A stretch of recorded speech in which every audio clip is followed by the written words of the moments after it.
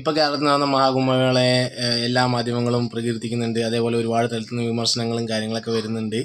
അപ്പോൾ അതിനെക്കുറിച്ചാണ് എനിക്ക് രണ്ട് കാര്യങ്ങളാണ് ഇനിയുള്ള ഭരണകൂടം ആലോചിക്കേണ്ടത്. അതിനെക്കുറിച്ചാണ് എനിക്ക് ഈ വീഡിയോ ഒന്ന് കണ്ടുനോക്കാം. 2025 ഉത്തർപ്രദേശിൽ മഹാകുംഭമേള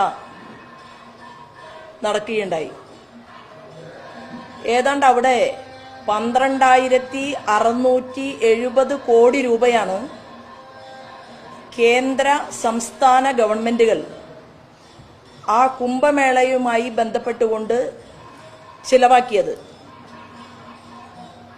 കുംഭമേളയ്ക്ക് ശേഷം confederation of all India trader ഈ സംഘടന വ്യക്തമാക്കിയത്, നമ്മൾ ചോദിക്കും, ഇത് നടത്തിക്കൊണ്ട് എന്താ പട്ടിണി മാറുമോ, വികസനം വരുമോ, അല്ലെങ്കിൽ ആളുകൾക്ക് എന്തെങ്കിലും കിട്ടുമോ, അവിടെ വികസനം ഉണ്ടാവുമോ എന്നൊക്കെ ചോദിക്കും. അതിനുള്ള ഉത്തരം കൂടി ഇതിലുണ്ട്. Confederation of all India trader ഈ സംഘടന വ്യക്തമാക്കിയത് ഏതാണ്ട് 75,000 കോടി രൂപയുടെ ഇൻഫ്രാസ്ട്രക്ചർ ഡെവലപ്മെന്റാണ് പ്രയാഗ്രാജുമായി ബന്ധപ്പെട്ടുകൊണ്ട് കേന്ദ്രത്തിൻ്റെയും സംസ്ഥാനത്തിൻ്റെയും നിരീക്ഷണത്തിൽ നടത്തപ്പെട്ടത് എന്ന് അവർ വ്യക്തമാക്കിയിട്ടുണ്ടായി.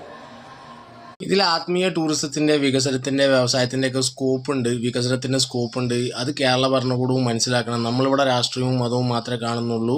അതിനോടൊപ്പം തന്നെ ഇതും കൂടി കാണണം. പക്ഷേ ഇതിൻ്റെ കൂടെ വേറൊന്നും കൂടി ഉണ്ട്, അതും കൂടി ഞാൻ പറയാം. ഭാഗത്തുനിന്ന് അതീവ സ്നേഹവും അതീവമായിട്ടുള്ള സൗഹാർദ്ദവും ഈ മേളയുമായി ബന്ധപ്പെട്ടുകൊണ്ട്, മഹാമാഘവുമായി ബന്ധപ്പെട്ടുകൊണ്ട് പല സ്ഥലത്തും നമുക്ക് കാണാൻ സാധിച്ചു. ഓരോ വ്യക്തികളുടെയും വീടുകളിൽ അവർ ഇവിടേക്ക് വരുന്ന ആളുകളോട് ചോദിക്കുകയാണ്, നിങ്ങൾക്ക് ഞങ്ങൾ തരുന്ന ഭക്ഷണം അത് നിങ്ങൾക്ക് കഴിക്കാൻ സാധിക്കുമോ, നിങ്ങൾക്ക് പ്രത്യേകം ആചാര അനുഷ്ഠാനങ്ങളുണ്ടോ എന്ന് ചോദിച്ചറിഞ്ഞുകൊണ്ട് ആദ്യത്തെ തവണയായതുകൊണ്ട് പല ഹൈജാക്കുകളും നടന്നിട്ട്, ഇനി ഇത് അങ്ങോട്ടും പരസ്പര ബഹുമാനവും സ്നേഹത്തോടെ, ഇത് ഞങ്ങളുടെ ഏരിയയാണ്, നിങ്ങളിവിടെ കച്ചവടം ചെയ്യാൻ പാടില്ല, ഇത് ഞങ്ങളുടെ ആചാരമാണ്, നിങ്ങളിവിടെ വരാം, അങ്ങനത്തെ ഒരു രീതിയിലേക്ക് കാര്യങ്ങൾ കൊണ്ടുപോകാതിരുന്നാൽ ഈ സംഭവം എന്നും കേരളത്തിനൊരു മുതൽക്കൂട്ടായി മാറും. അല്ലാന്നുണ്ടെങ്കിൽ ഇത്തവണ കുത്തിതിരിക്കാൻ പറ്റാത്തവരും രാഷ്ട്രീയം കളിക്കാൻ പറ്റാത്തവരും ഇതിൻ്റെ സാമ്പത്തികപരമായിട്ടുള്ളത് അടിച്ചു മാറ്റാൻ പറ്റാത്തവരൊക്കെ അടുത്ത തവണ വീണ്ടും ഇതിന് പിന്നാലെ ഇറങ്ങും എന്ന് മാത്രം പറഞ്ഞുകൊണ്ട് നിർത്തുന്നു. നന്ദി, നമസ്കാരം. ഇത് ഒരിക്കലും രാഷ്ട്രീയത്തിനോ മതത്തിനോ ഉള്ള വേദിയല്ല.